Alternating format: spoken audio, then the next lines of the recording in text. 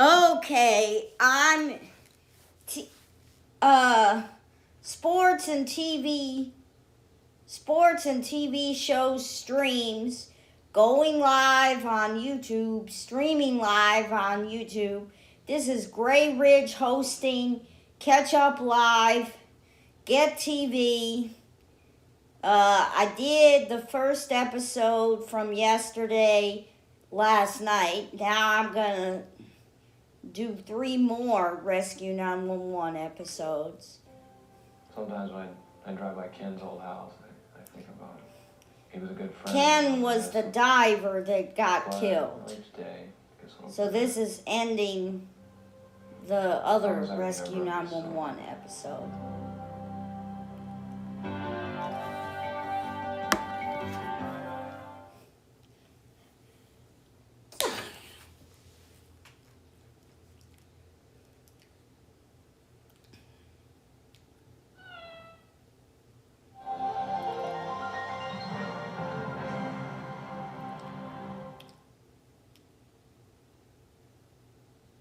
This program contains true stories of rescues.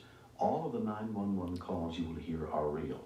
Unless indicated, the actual people involved have helped us reconstruct the events as they happened.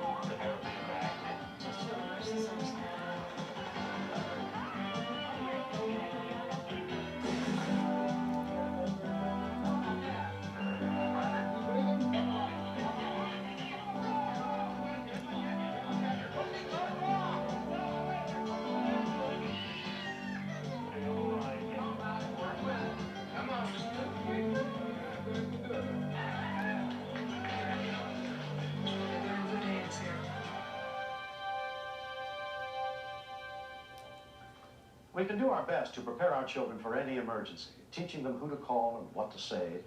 But when something does happen, we can only hope they remember. I'm William Shatner. Tonight, true stories of families put to the test and the men and women who try to save them on Rescue 911. We begin in a suburban neighborhood of Indianapolis, Indiana. Actors have helped us reenact the events that shattered a quiet afternoon. On August 1st, as on many summer weekdays, 11-year-old Danny Troy and his 8-year-old sister Desiree were home alone. I had talked to Desiree and Daniel on the phone at about 3:15. And I said, are you behaving? And they said, yeah, Mom. Everything was fine. Both parents worked, but Georgia Troy and her husband Danny had prepared their children to take care of themselves and checked on them frequently. Me and Desiree had let some neighborhood friends into the house. We came into the front room and started to watch TV. Danny and Desiree knew they were not allowed to go outside, nor let anyone else in the house when their parents weren't at home. Yeah. Me and Paul got up and went into my mom and dad's room. Whoa! Look at that! Crying. That's my dad. Leave him alone. And Paul looked over and saw the guns and picked the 30-30 up. Come on. Wow. All right. And he started cocking it, and he found the chamber where he put the bullets, and he just started loading them back in there. He dared me. He said, if you got the gun twice, then I'll put it down. Come on. Daddy, put the gun down. Don't worry about it. If he is, I'm going to tell them. No, you're not. I cocked the gun twice, and my friend put the bullets back in the chamber and set the gun down. Come on, let's get out of here.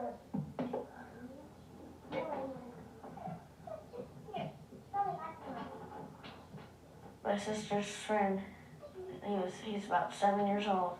He walked into the room and picked up the gun and started cocking it like he saw me and Paul doing.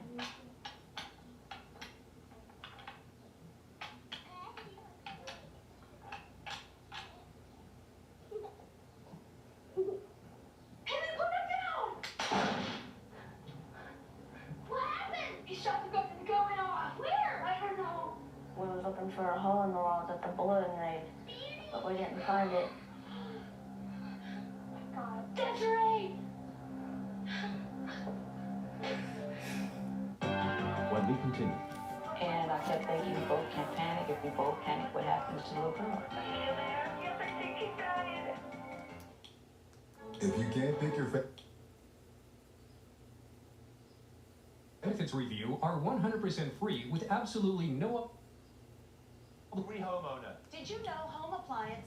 Free homeowner. Did you know home appliance? And $1 per day, and you get a $1 per day, and you get a 30-day money back guarantee on any plan. Call now.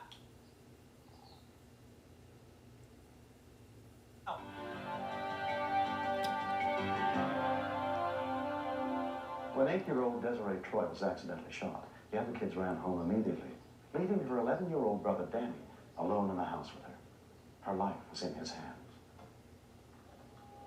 Denisa Stevenson took the call. Dispatch number 3. Oh, please get me an ambulance. Hold on. Go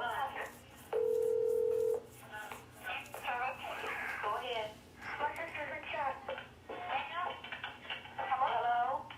Hello? Are you there? Okay, calm down. You got to talk to us. Did you say it's a house or an apartment? The gun fell over and shot. Is it a house or apartment? I shot a house. Okay, what's your name? Annie Troy III. How old is your sister? She's fine. She's hurt bad. Are your parents home? No. Getting the call was particularly hard because I have children of my own. And I really felt for those parents. I was like, oh, worst call in the world to get if something's happened to your child. Okay, I want you to stay on the phone with me. You hold on, okay? Oh, my mother. Stay on the phone with me, okay? Okay. Attention on cars.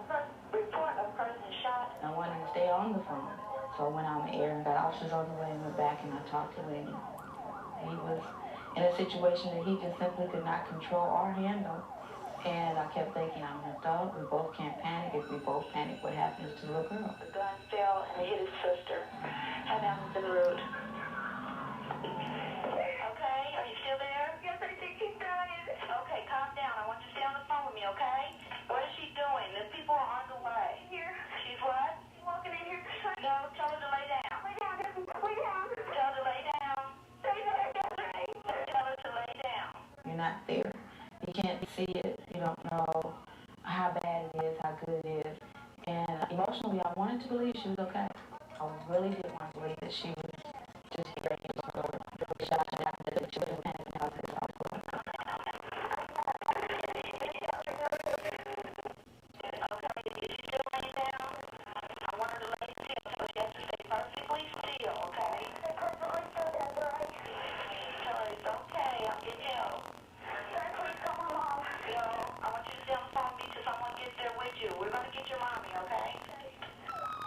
Within 3 minutes, officers Ron Burgess and Greg Weber were on the scene. I knew that the situation was critical as soon as I opened the door and could see the little girl there lying in pool of blood. Your heart just drops out all of a sudden. You're thinking, oh my gosh, what's going to happen? Your immediate thoughts are, I don't want her to die. What can I do to save her? Desiree was bleeding massively from multiple wounds the single bullet had made in her body. A female shot, approximately 10 years of age. It's extremely scary. The first thing I thought about was that this little girl was going to die. She had lost a lot of color, and with the way the exit wound and the entrance wounds were, you could tell that it had to damage some of the major internal organs. Paramedic Supervisor Norman Hockley arrived less than 5 minutes after Danny placed the call. I got down and started my examination of her. I got on the radio and notified the incoming unit that this was a code 77. Control. Notify medic 46 out of code 77 on a pediatric shock pain. Looking at her injuries and looking at the amount of blood she'd already lost, I was immediately struck by the fact that this girl should not be alive right now. I was extremely angry that this child had been traumatized in this fashion. Anger was then replaced by a little fear that Desiree was going to die before we got her to the hospital. As soon as possible. Let's just get the pads on and get her loaded and go. We didn't spend a lot of time on the scene. She obviously needed to be in an operating room with a surgeon as soon as possible. A neighbor called Georgia Troy at work and told her what had happened. When I first heard my daughter was shot, the thought that went through my mind was, oh my God, how could she be shot? I didn't think I was going to make it. I thought, this is it, you know, she's hurt. It's not something that I could ever comprehend. Not that it could be my kid. It was horrible. It's the most horrible thing I've ever felt in my whole life.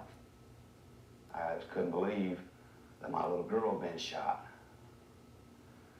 Because you hear all the stories, you know, and you always think, no, not me, and that never happened to me. Danny and Georgia Troy went to Wishart Hospital, where pediatric surgeon Dennis Bain was treating their daughter. When she arrived at the emergency room, she was critical. Her most critical wound was a wound that entered on the right side of her abdomen and exited on the left side of her chest. When we took her in the operating room and opened her abdomen, we were met with a rush of blood. We found a significant amount of destroyed tissue in there, pieces of her liver, her spleen, everything just sort of floating around in her abdomen. I assumed that it was just going to be, you know, kind of like in the movies, you've been shot, you go in, they take the bullet out, you're fine. That's not the way that it turned out to be. The doctor came out and he told us that her liver was cut basically in half, that her spleen had been removed. He said, I want you to understand how serious it is, that if she does not stop bleeding, she's going to die right now, tonight. The problem that we were encountering at that point is she had lost several times her blood volume and all of her coagulation factors, all the things in her blood that help her blood clot, had been washed out. It became evident that we had done everything that we could in the operating room, and now we were in a position of trying to get her stabilized and let her own body take over. I went out and spoke to the parents and indicated to them that I thought her chances of survival were in the 5% range. After 3 hours of surgery, Desiree was rushed through a network of tunnels to a specialized pediatric intensive care unit. I asked the nurse, I said, can she hear me? Because she was laying there, she was all unconscious, her face was so swollen. I said, Desiree, Mommy and Daddy's here with you. And I grabbed her hand was ice cold. I said, I'm not leaving the hospital without you, you've got to get better. And about that time, I felt her give me a quick little, like, you know, and right then I knew that was her way of telling me that she was going to be okay. The first thing I said to her was, I love you. And in sign language, she said the same thing back. She went like this, I love you. Less than 2 months later, Desiree started 3rd grade with the rest of her class. When I heard that I had been shot and my brother had saved my life, I had just wanted to get up out of that bed, run to him and hug him. Yeah, it's hard to talk about this sometimes, because it just makes me remember about how many times that it's happened to other kids and they've died and I survived. Danny really saved my life real good. He could have just left it, went out with one of his friends and called my mom and dad or something, because my mom and dad, it wouldn't took too long and I would just die right on the floor.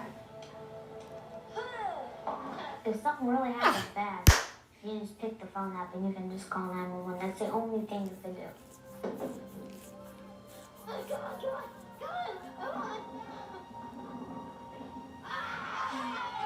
I'm most thankful to God for letting me have my little girl back and giving me a second chance with her again. My attitude has changed about guns being in the house since this has happened, because I'd always thought nothing like that ever could happen to my family. Now I want to protect them. I thought I was protecting them having a gun in the house. It turned out to almost make me lose my baby. If you have a loaded gun in your house and you have children, you know, don't be stupid. Don't think that my kid would never touch that gun. Just, you know, don't think it, because it's not true. It can happen to you. It happened to us. And it's going to happen probably over and over and over again until people are educated with guns. I thought I was going to die. Really, I did.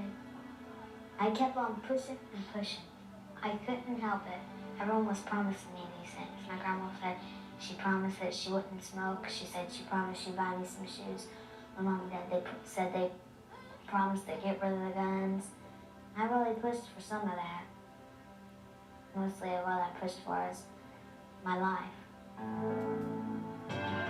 Next. I was really scared because she was unresponsive and she wasn't breathing. She was almost dead. Meet Joy, the love doctor. It's Anders. I need to see you again. Even prescription drug coverage. The service is free. For the second time in a month, Ada was suffering a life-threatening cardiac arrest. But this time, She was finally put on the list for a heart transplant. Her doctors were concerned that she would suffer a fatal heart attack before they could help her. So they turned to an innovative medical technology to try and keep her alive long enough to get a new heart.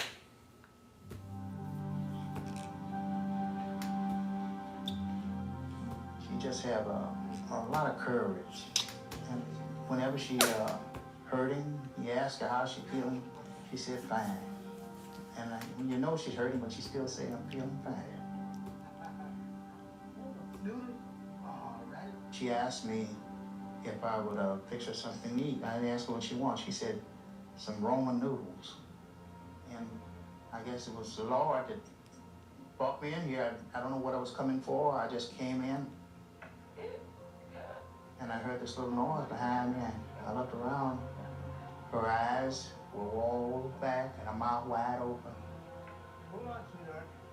for the second time in a month, Ada was suffering a life-threatening cardiac arrest. But this time, they had a Medphone in their home. I just knew when I saw the condition she was in, it had to be done. When the Medphone case is opened, it automatically dials the hospital. Critical care nurse Angie Orlando took the call. As soon as I answer the Medphone, the information of who's calling and who's been trained on the Medphone pops up on my top screen. So I was able to know that it was the Evans residence. We had practice drills, but I was really scared because I knew this was going to be real. Okay, put her on the monitor, Mr. Evans. Okay, I can see now. And I could tell that she was in a ventricular tachycardia, which is a life-threatening irregular heartbeat, and she would die if it wasn't corrected and put in the normal rhythm. She was unresponsive and she wasn't breathing. She was almost dead. The hospital staff and Ada's family had been thoroughly trained in the Medphone. But this was the first time the portable electronic cardiac treatment system would actually be used. She said, get back, we got a shock right away, a defibrillator, right away. Angie Orlando was about to try what had never been done before. Shock a heart back into beating through the phone lines with the patient still at home.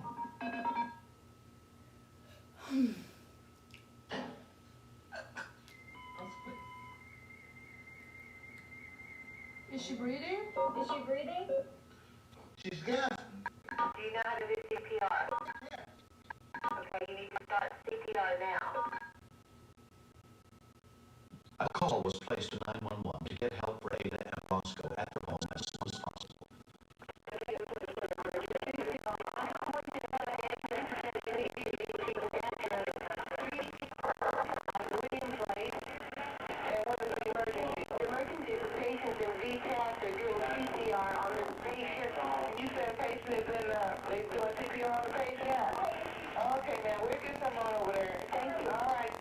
Not being there was really hard, and I didn't know Roscoe. I had to rely on his word, and I had to have a lot of trust in him. Mr. Evans, is she breathing?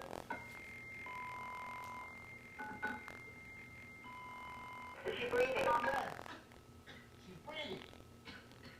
I think the Lord could give me strength, to hold up and do what had to be done. She's trying to move around, so let her. It's still something they can't monitor when they're moving around. No. Okay, we'll stay on the line until they get there. She's looking good. I could tell that her heart was coming back to a normal rhythm with a little irregularity, but it wasn't life-threatening. How are you doing, Ada? much better. You look good here. I'm just going to stay on with you till the ambulance gets there. Less than 10 minutes after the call to 911, paramedic John King and his partner arrived on the scene. When we got there, the nurse, speaking through the med phone, told us that the patient had been defibrillated, and that was a first. Time is crucial, and if it took us, say, 8 minutes to get there, even with CPR, our chance would be just about nil. So it's nice to see a situation like this where a patient's defibrillated promptly and then is totally oriented when we get there, has good blood pressure, feels fine. It's really incredible. It's nice to see. After I hung up the phone, she was in the ambulance on her way here. I took a couple minutes and went back, thought about it all, and everyone was like, oh, congratulations, you did well, it really worked, and then that made me feel really good. Cardiologist Antonella Quattromani is one of the main doctors responsible for the Medphone program at the hospital. She basically died, and if it wasn't for the box and the availability of the energy, she would not have made it. Okay, I guess that's the end of this Rescue 911 video. Okay, I get March 11th. Now this is the third episode. Transplant. And she and Roscoe have another chance at life. She's my best This is friend. the end of the She's transport. everything. And had it not been for the Medphone, she wouldn't be here today. The guy and his wife. So I thank the Lord for the Medphone. Now they're gonna put another episode of Rescue 911 on. Catch Up is like a DVR, so it plays like a DVR.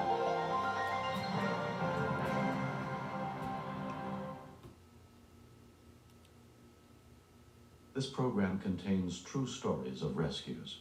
All of the 911 calls you will hear are real. Whenever possible, the actual people involved have helped us reconstruct the events as they happened.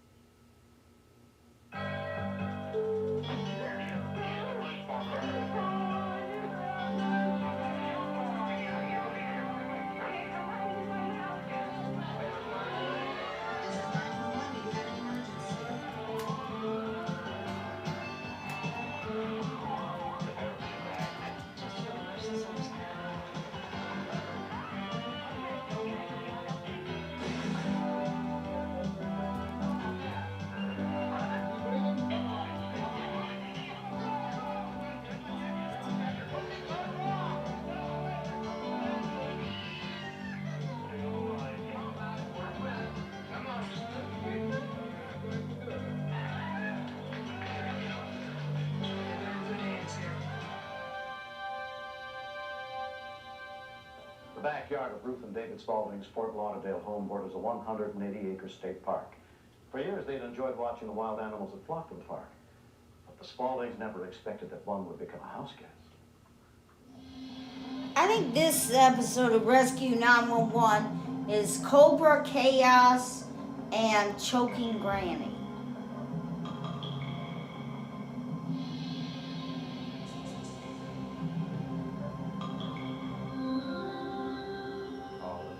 He's carrying it. He picks him up in his front closet, and that's why we find a lot of mammals down there in the camp. Don't worry about it. They don't do much. Come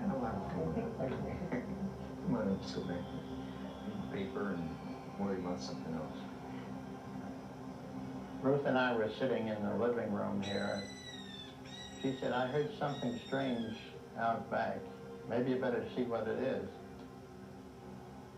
This was at 10:30 at night, and it was very, very dark. So I turned on a flashlight, and it was a beautiful gold snake that was wrapped about 5 times around a raccoon that he had just killed. I was very startled. I mean, this was something different from the other animals. I saw it with my own eyes. Now, where the heck? It was right She here. came out there with me just in time to see the tail of the snake disappear under the house. Ruth called 911, and the police said they don't handle snakes. The Spauldings had no idea how big the problem was, but fearing it could be dangerous, they warned their nearest neighbors. The neighbors next door, the Spauldings, had called us and warned us that they had spotted a snake in their backyard the night before. They said they saw a huge snake eating a 30-pound raccoon. We automatically feared for our children. We had a child that's smaller than what that snake was eating. Not only small children were at risk. She said, we have some news for you. And I said, what kind of? She said, there's a snake in the backyard, in our backyard. I went with Kelly out in the backyard. Every time he had to go out, I put him on a lead, and I took him out in the backyard. I didn't want the snake to get my dog. Until they could find someone to help them with their unwanted house guest, the Spauldings built an elaborate trap designed to keep the snake contained under the house. We felt that we shouldn't bother anyone else, but we did find one morning that he had broken out at a different point and was probably into the park after raccoons.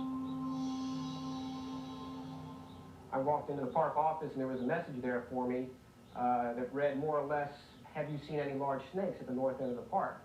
I more or less took it, you know, with a grain of salt, you know, yes, maybe, maybe not. We have snakes all over the park. Large snakes, what's large? As time went on, they did show us. When we saw the snake skins, it made us believers. We got the name Todd Hardwick from the Science Museum, and we did wonder about the name. Pesky critters. We're nuisance wildlife trappers when animals, primarily in an urban situation, get into a conflict with the homeowners. I'm hired to go out and solve the conflict, and it's our policy here to always solve the conflict by taking the animal alive and relocating to a better environment. We handle everything from buffalo all the way down to possums, bobcats, and everything else. We don't do dogs and cats, but that's about the only thing we wouldn't do. Todd went to the Spauldings' house to see if this was just another big snake story with Tom McClellan, an expert in snakes. We went out in the backyard and we saw a trap. It was set up to catch the snake. It was humorous. It was made out of 3/8-inch plywood, and for a snake of this size, just crawling in there and expanding its coils would have blown the sides right out of the cage. The size of the scales in the middle of the back gave me an idea. It was definitely in excess of 18 feet. And by the pattern that was on it, I knew it was a reticulated python. And I told this to Todd, and he said, well, you know, what are reticulated pythons like? I said, they're usually nasty. My heart began to race, and I began to have many, many thoughts racing through my mind as to what was going to unfold that day and in the following days. A fairly active tunnel under here.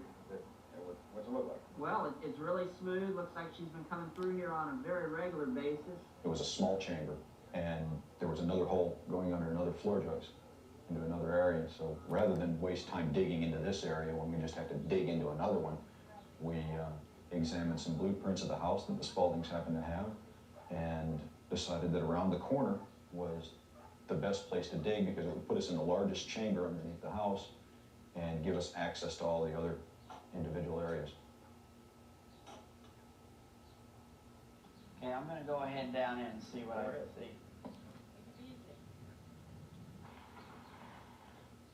I was aware of the size of the snake. Now many people were. To have two people go under the house and get in that enclosed area with a huge snake seemed to me to be a very unwise thing to do. Our plan at that point was to go under the house, assess the situation, determine where the snake might be, but not confront it. We had no idea what was going on under there. We were very concerned and felt that we were responsible having let these fellows go under. Look at this hole over here, Tom. Looks like it comes out and heads in your direction.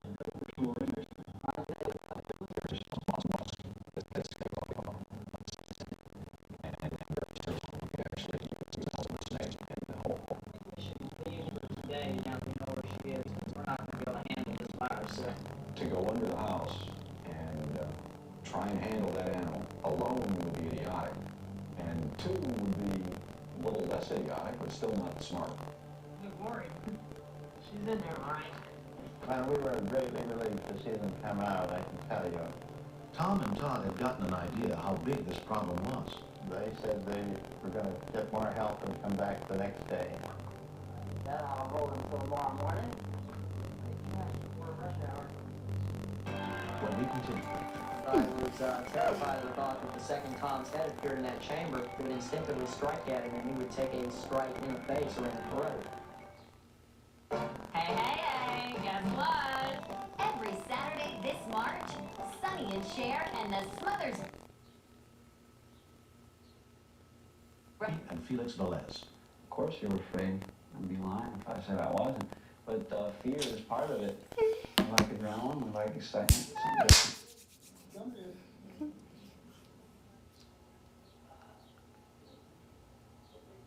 Let's get some of the equipment. Since we clearly did not know what would happen, we wanted to be prepared for everything. So we had an excessive amount of equipment.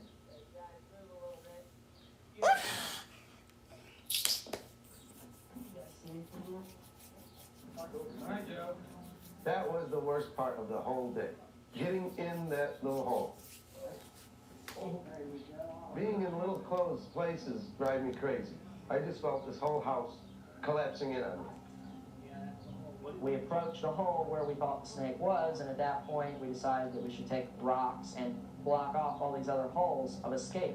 And also at that point, Tom and Felix began to enlarge the snake's entry into the second chamber.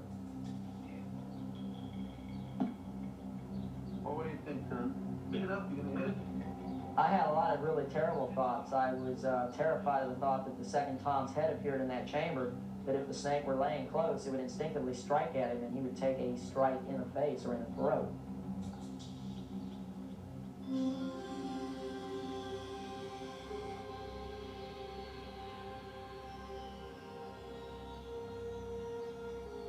I got a visual. Retake. Big. Big snake. It was bigger than I thought it was. I knew it was over 18 feet just from looking at the skin. But you had to take a step back and look at this thing. It was an impressive animal. You got it? I immediately realized that the size of this snake and how far we were from the original hole, it was going to be impossible to wrestle that snake into a sleeping bag and drag him back out of that chamber the way we came in. Well, I'm getting out of here. So at that point, I suggested that myself and Joe, who was obviously the most claustrophobic at that time, we exit and look into the possibility of coming in from the other side where the snake was. Tom was explaining he thought he saw light coming in. I'll show you where that is. See on the hole there, huh? If it comes at you, let me know. I'll pull you out by the legs, Tom. You'll be the first one I call. All right, pass me some of that stuff. Here. We left Tom and Felix there to keep their eye on the snake, and I was uneasy about that because I was worried that if the snake got hostile towards them, that it was just those two, which we never wanted just two people down there. So when we got out front, I was very anxious to dig that opening as fast as we could. I was extremely nervous, not knowing what was going on down there with those two guys.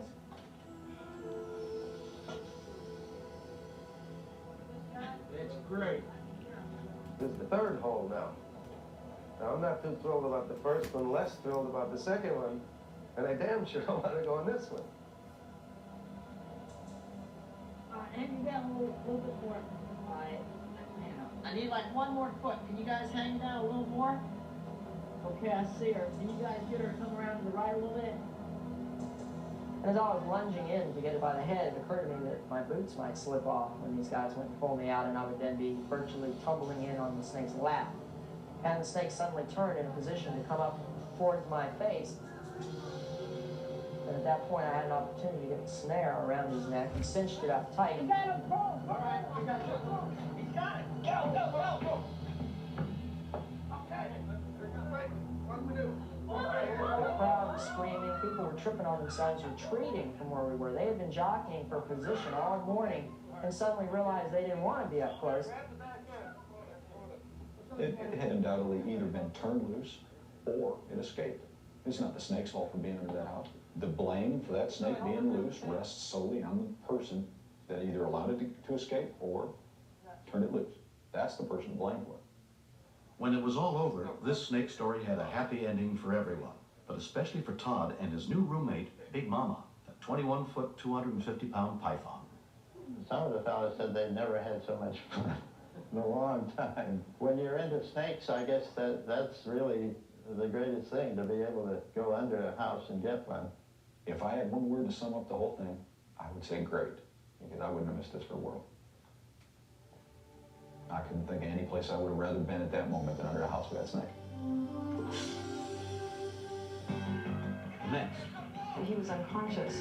May- I turned around. Maybe this isn't choking Grammy It's too episode. late. It's too late. It's gonna blow. Get out of there. I think it's Pesky Python. Johnny Cash is with special guest Linda Ronstadt.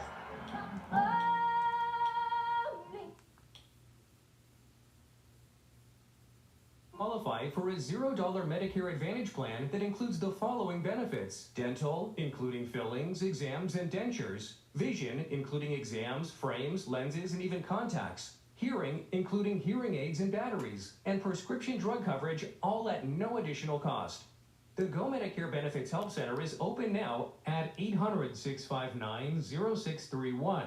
Both the call and the consultation are 100% free with absolutely no obligation to enroll. Call the Go Medicare Benefits Help Center now at 800-659-0631. That's 800-659-0631. This is a paid advertisement for legal services sponsored by attorney Robert Goldwater. Attention, there are new laws extending the statute of limitations for victims.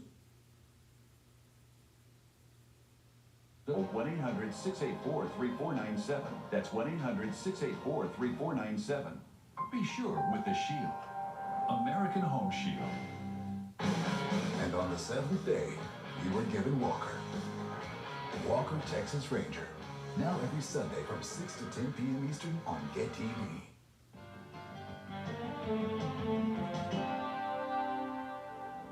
Around noon on June 10th, 1988, on a two-lane highway in Northern California, heavy traffic was moving at speeds up to 55 miles an hour.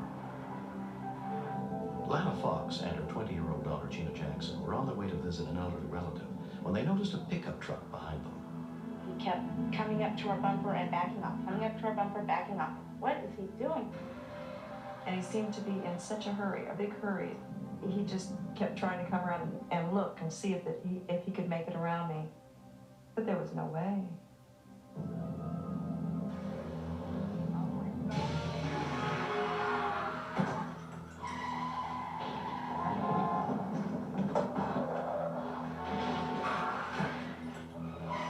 The driver of the pickup apparently had lost control of his vehicle and crossed over into the oncoming traffic, causing the accident. I couldn't just keep going and call for help later on. Somebody needed help right then and there. That's when it was happening. You had to do something now. I checked this man over. He was complaining of neck pain, so I stayed with him as my mom ran on to help in the third car.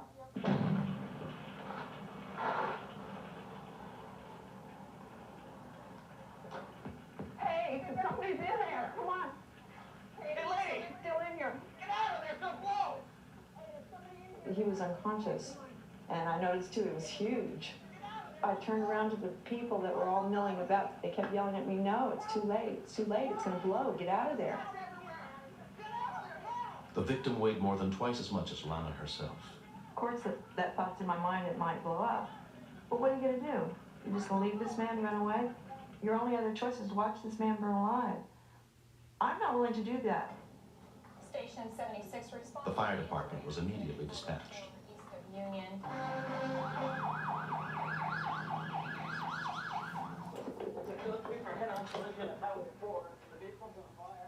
When reports of an injury accident came in, paramedics were also sent to the scene.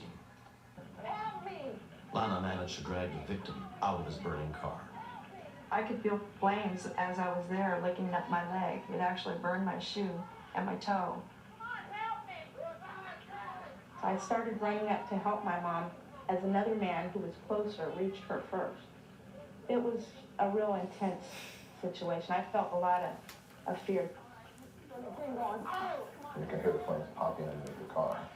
So we knew that something was going to happen. We just didn't know how much time we had.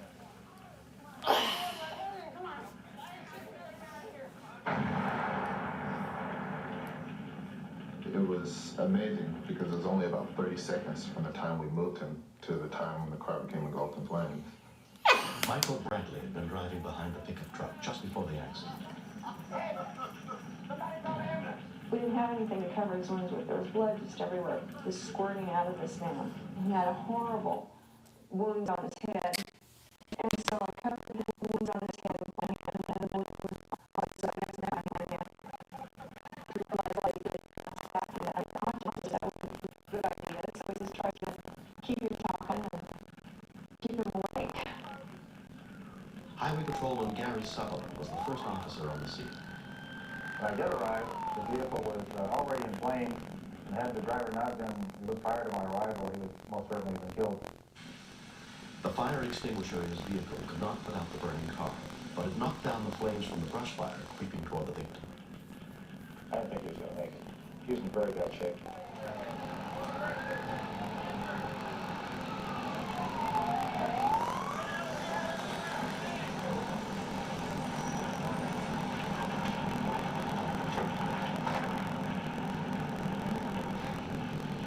His pulse was really slow. He just kind of stood by and said, hey, hang in there, guy. You're going to make it. You made it this far. Look what you've been through. Paramedic Emet Gervis and his partner treated the victim at the scene. As we approached the victim, upon our initial assessment and general appearance, he looked like he was going into shock. And if we don't get this patient into a trauma center quickly, then his chances of surviving the injury would be greatly decreased. I requested the helicopter, so obviously it'd be best if he'd be medevac to John Muir Hospital. The CHP helicopter arrived at the scene within minutes. With traffic backed up in both directions, it was the only quick way to get the victim the medical attention he desperately needed. The thought about my perishing in that fire and my daughter watching it happen really did not hit me until it was all over. I was covered in blood. I looked over at her and she was covered in blood. That's when I got a little bit nervous. That's when I thought, oh my God, my daughter, my best friend, could have watched me burn up, could have watched her mother burn alive too, along with this man that we saved. I don't think she was aware of the heroic deed that she did. I think that she instinctively saw an auto accident, and she was very brave. There was fire there. We all have a fear of fire and what it can do to us. And for her to make that effort with her daughter's assistance to remove that man from a burning vehicle and burning grass without any concern for her own safety is, to me, truly brave. The 46-year-old man was rushed to the nearest trauma unit with a fractured shoulder, hip, pelvis, and skull, and critical internal injuries for which he underwent immediate surgery.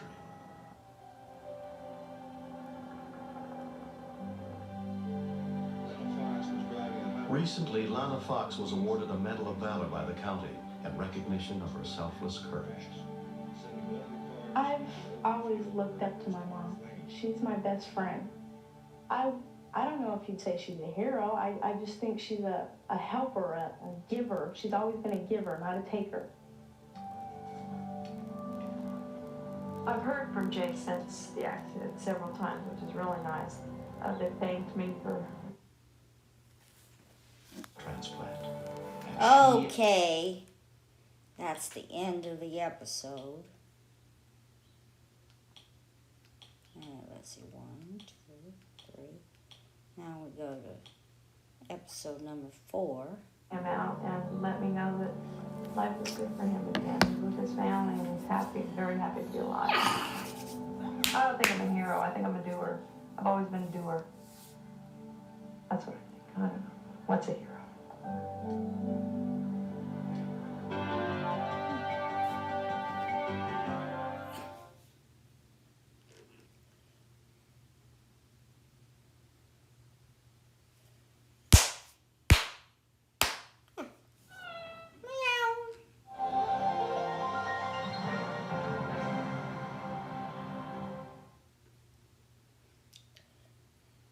This program contains true stories of rescues.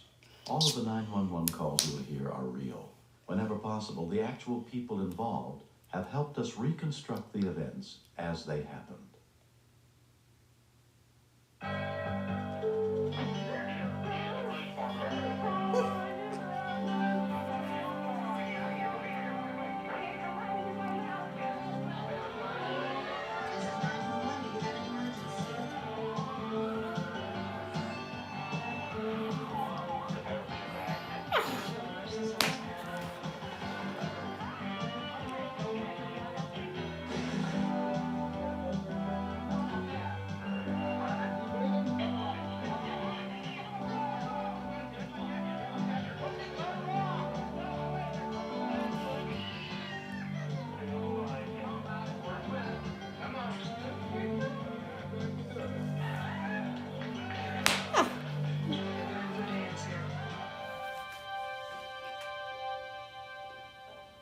We begin early on the morning of May 13th, 1989, in the mountains of Central Oregon, as Jerry Seeley and Andy Van Brocklin set out to scale the face of the North Sister for the first time.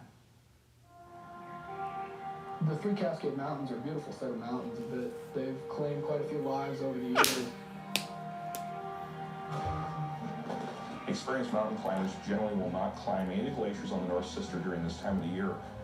There's a real danger of avalanches on the mountain. They chose a route on the spur of the moment without doing research into how to climb it and how to descend it. They've gotten in over their heads.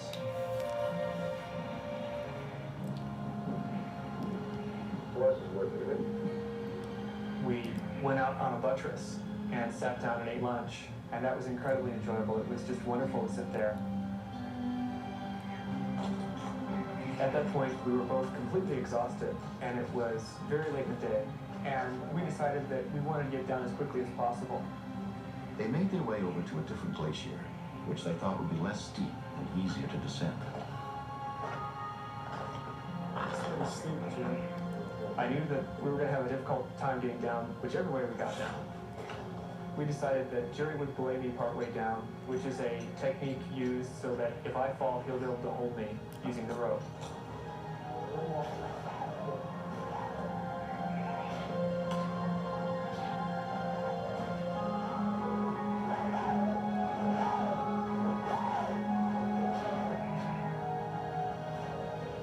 I put my ice axe in the ice as an anchor, and I prepared to belay Jerry down.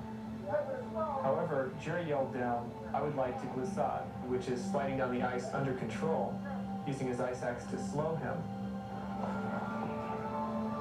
I'm ready.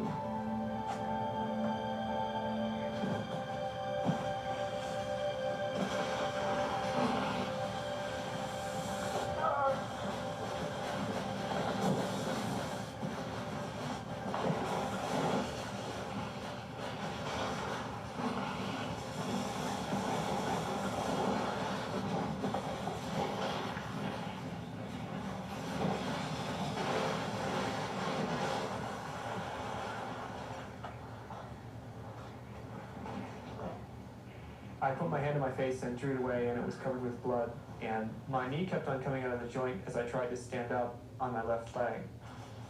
We were quite a ways down the mountain, I think about 1,000 feet. I looked over at Jerry and yelled his name and didn't hear anything. He had a huge lump on his forehead, blood coming out of one of his ears and his mouth. His eyes were wide open and staring straight ahead, and I thought, he's going to die very quickly, but there's nothing I can do to save him.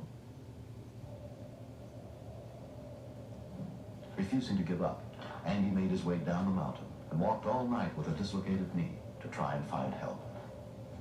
At dawn, he flagged down a ride to the Deschutes County Sheriff's Department, where Sergeant Greg Brown was on duty.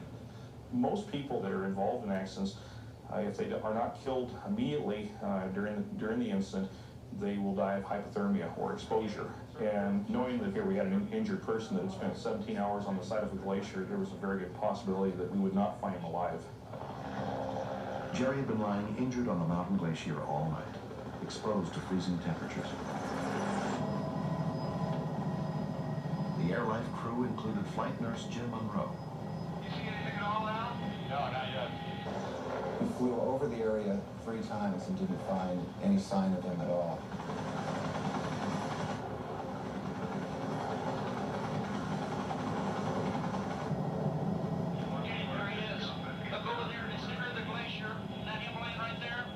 We spotted the climber, but he wasn't moving at all. You see any movement on him? No, I don't see any movement yet.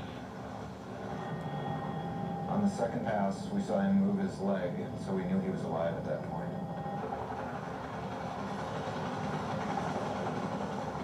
When we spotted him, it was around noon, and I knew that there was no place for us to land our helicopter on the glacier except at the foot, which meant that we had to climb up 1,500 feet or so to where he was.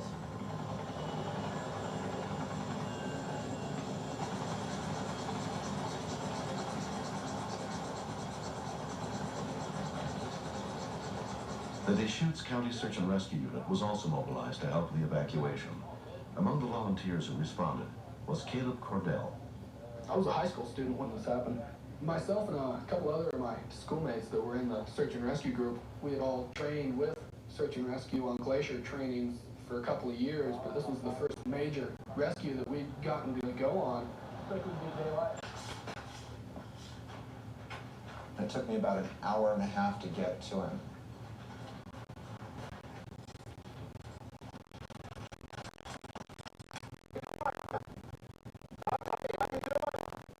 How he was, he didn't respond at all. He just kept moaning.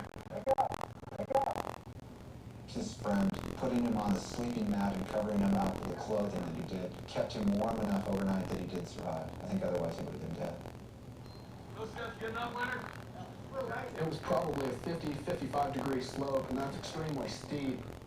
The area had been constantly avalanching 2 to 3 days before, and when one part of a slope avalanches, the rest of the area around it is pretty unstable. The chances of being caught in an avalanche were pretty good.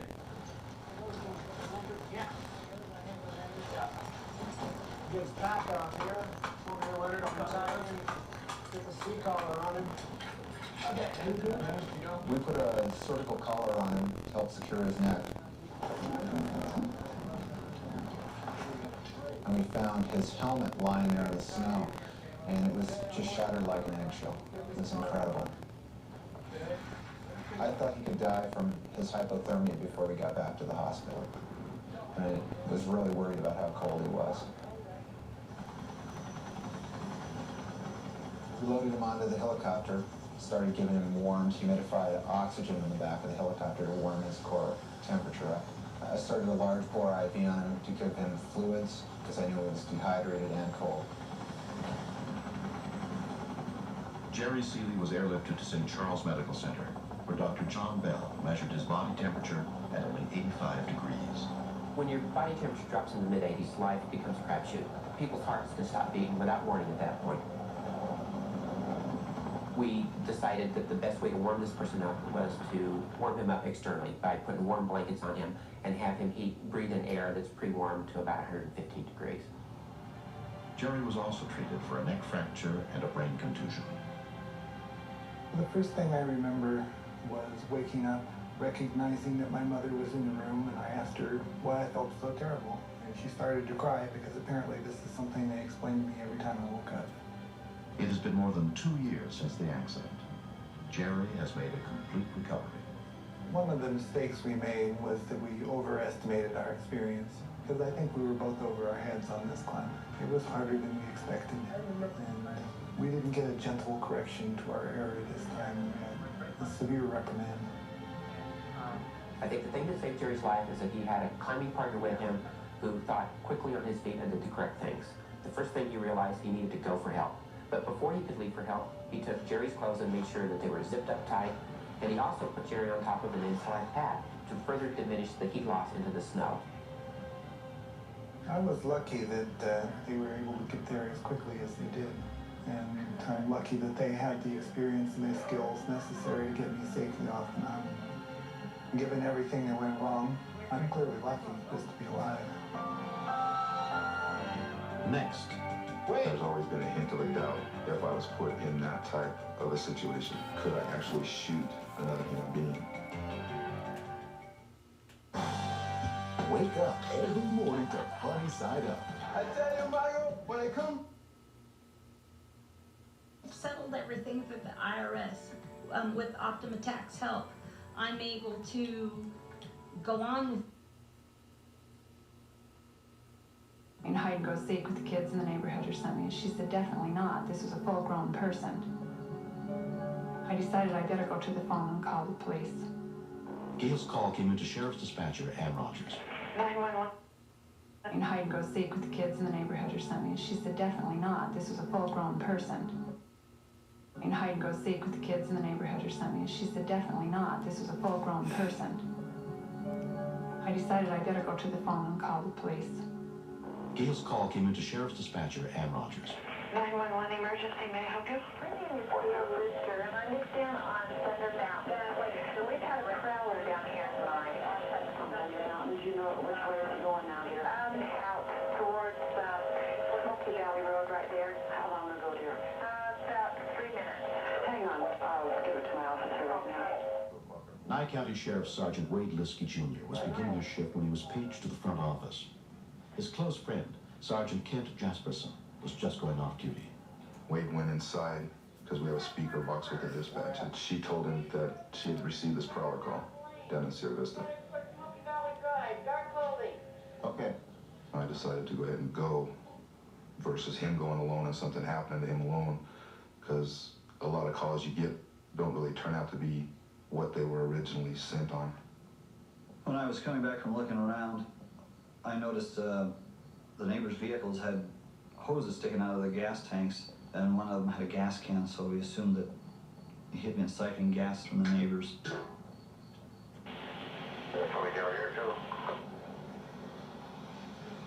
We talked to the people in the housing area. They both said that the subject got into a small mini-type pickup and headed north on Radar Road.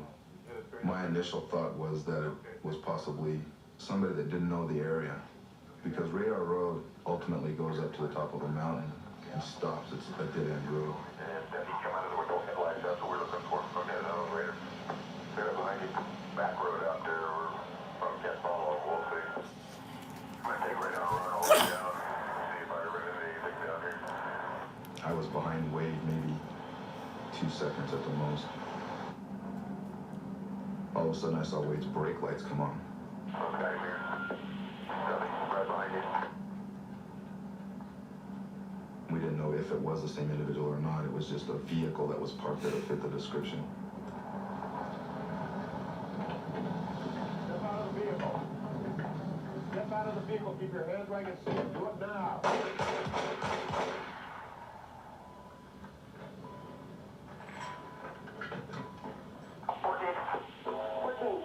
Shots fired. Officers involved. Give me a supervisor en route. 2617. Wait. Then at that point, I remember trying to call to Wade, and Wade didn't answer me. Wait. Wait. And the person raised the gun and pointed it at me. I had no choice. There's always been a hint of a doubt if I was put in that type of a situation. Could I actually shoot another human being? But he had already shot my partner. I'm here. Man. Stations, all units, hold your traffic. Wait, you all right? He said no, that he needed to get to the hospital or he thought he was going to die. Come on. Let me help you. And all of a sudden, there was nothing there. There was no eye movement. There was no voice. I mean, you couldn't barely see his chest rise and fall. And I would say think at that point, this an instant of panic segment is called Officer Down. When we continue, you're sitting there going, where are these guys? Come on, come on. And I just hoped that whatever they could do for him after they got there would be enough.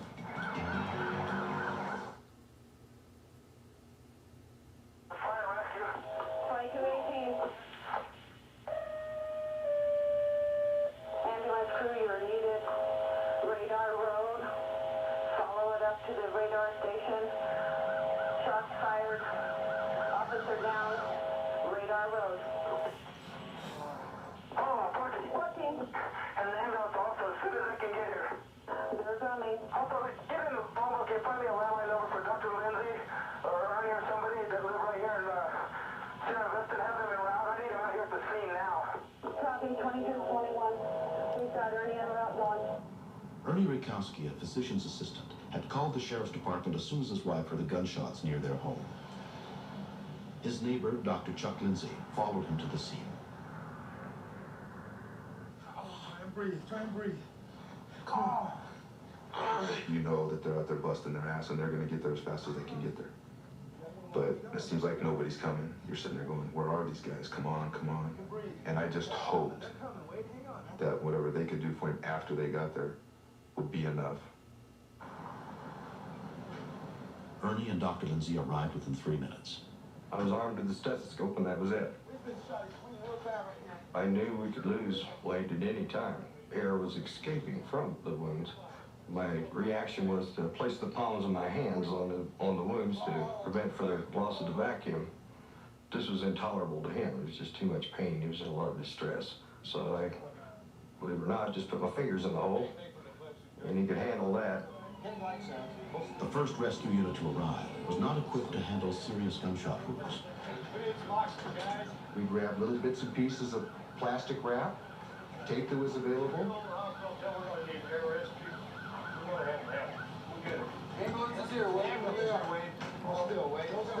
All of the rescuers who responded were volunteers, and everyone knew Wade personally. You want to give it your best shot because, you know, this is a friend you're dealing with. He was, of course, becoming weak, and it was also going through my mind that we didn't have a surgeon here in town at that time. After I got the IV started, he looked at me and he said, "Hey, Doc, they didn't get me in Vietnam. Don't let this guy get me." An air ambulance was called in to transport Wade to the nearest trauma center, more than 200 miles away. While waiting for the plane, he was taken to Nye Regional Medical Center, where he was joined by his family. The whole emergency entrance was just full of people. And they wouldn't even get, nobody could really tell me what happened.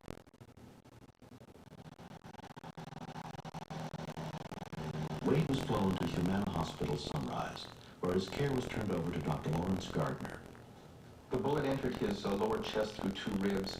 It went through the diaphragm, it blew the spleen apart, exited back into the chest through the diaphragm again, shattered the lung, and then exited through the 8th rib and left a 2-inch hole in his back. He left the hospital after 10 days and never complained about anything the whole time he was here other than sore throat. 8 months after a bullet nearly ended his life, Wade Liskey returned to the force. The people in Lake County showed me that they do care. And when you're hurt, they hurt with you. It was very touching. It was a very emotional time for me. Humana Sunrise PR people told me that they had the most cards, letters, plants, flowers, and phone calls in the history of their hospital. Hanging in there. It all was synchronized, perfect timing. When you're shot that bad, you can have all the determination in the world. If you don't have good medical help, you're going to die. Well, for you guys, it wouldn't be. A suspect was pronounced dead at the scene. Police later learned that he'd escaped from Utah State Prison 2 days earlier. Probably the hardest thing for me to get through would be that I actually had to take another human life. I mean, if you wanted gas that bad, I'd have bought it more. And then, as all the pieces came together, it made it a little easier to rationalize why that happened. If Kent hadn't been there, I think that things would have been quite a bit different.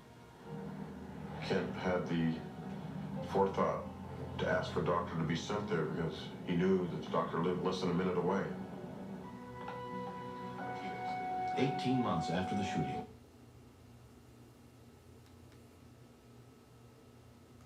Okay, I think to get the rest of it, I gotta go to Hot in Cleveland. Wade Liskey was elected sheriff of Nye County. Everything that he does, I don't care what it is, he puts 110% in it. He's a fighter. And I knew if anybody could make it, he could. And he did.